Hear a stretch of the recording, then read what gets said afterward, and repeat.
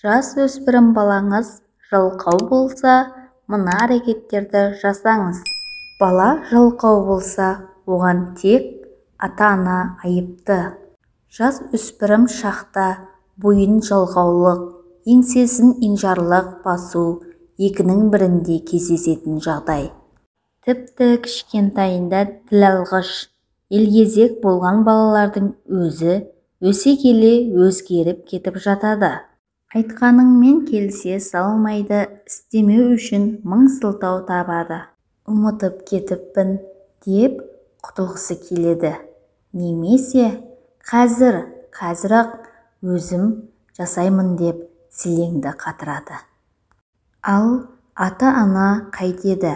Бірінші жай сөзбен айтады, екінші ретте қаттырек сөйлейді, үшінші ретте де айтқаны істемесе айқайға басып, не ұрып-соғып артық кетуі болып ақ жатқан жағдай.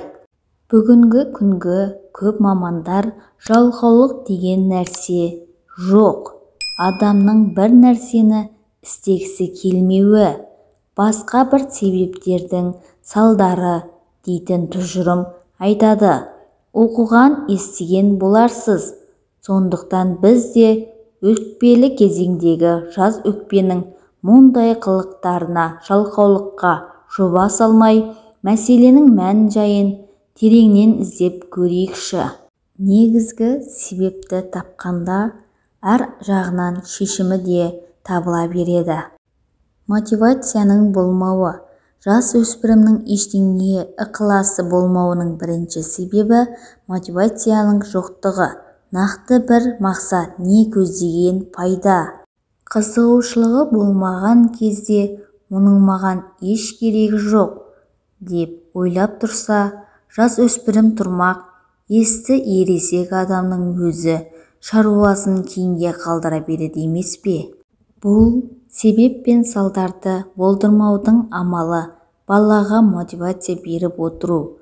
Осы айтқанымды істесең, мен сенің мына өтінішіңді орындаймын, мынандай нәрсеге рұқсат беремін.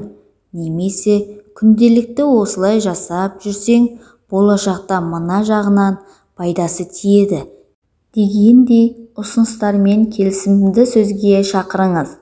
Жасөспірім бала үшін ең жақсы мотивация беруші ақша.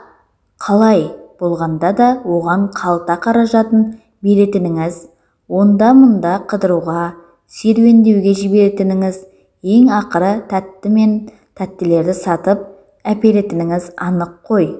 Ендеше соның бәрін жайдан-жай бере бермей, үй шаруасына көмектескені үшін, сабағын жақсы оқығаны үшін берілетін ақы, тапсырманы уақытылы орындағаны үшін сыйақы есебінде берген әлде қайда тиімді болады.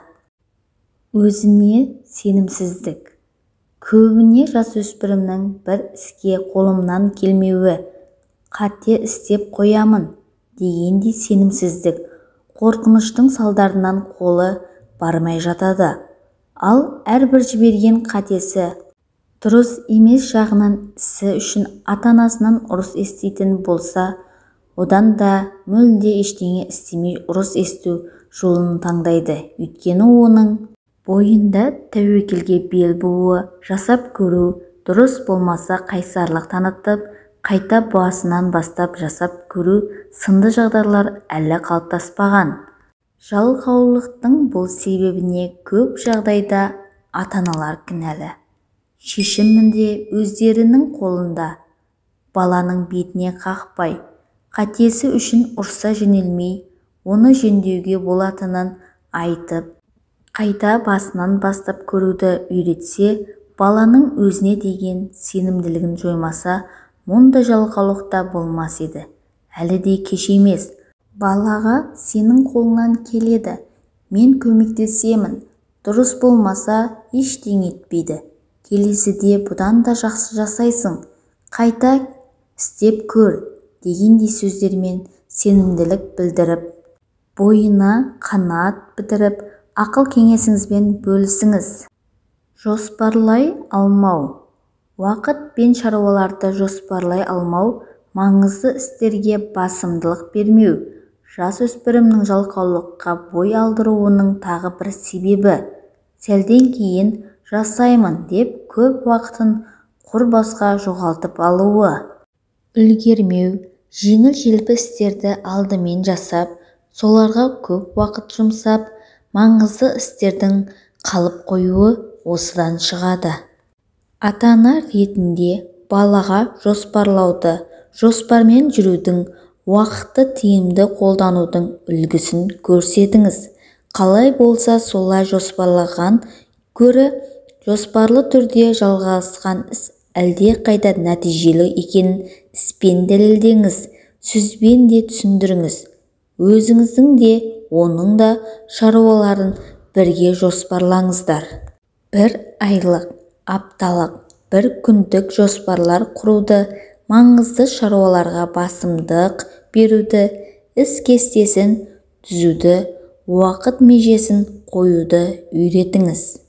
Шаруаның шаш етектен болуы кейде өтпелі кезеңдегі баланы ересек санап, мойнына көбірек жүк, жауапкершілік артып қоятынымызда жасырын емес. Ол өзінен кейінгі іні қарындастарына бас көз болу керек. Сабағын жақсы оқуға міндетті.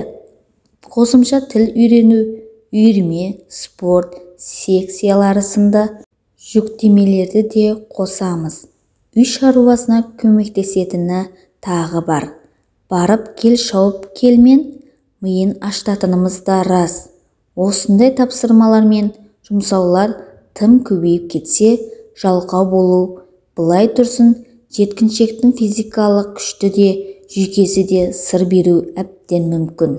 Сондықтан баланы оңды-солды жұмсай бермей, анда-мұнда жүгірте бермей, үйренсін деп түрлі қосымшаға жаза бермей, жүктемелер мен жауапкершіліктің салмағын тазарлатып отыру керек. Оның міндеттері мен шаруалардың нақты кестесі болғаны дұрыс.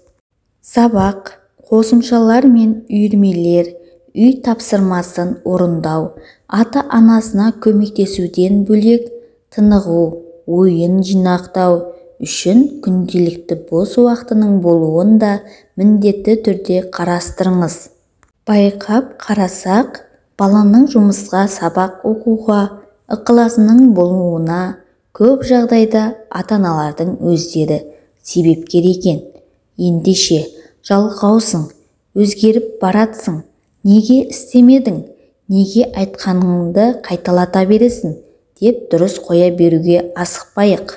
Мейірімді болу, қолдау білдіру, түсініктік таныту, дамуына, дұрыс дағдылар мен қабілеттерді қалыптастыруына белсенді көмектесу арқылы берілсе ғана тәлім-тәрбиеңіз бойына жақсы сіңеді.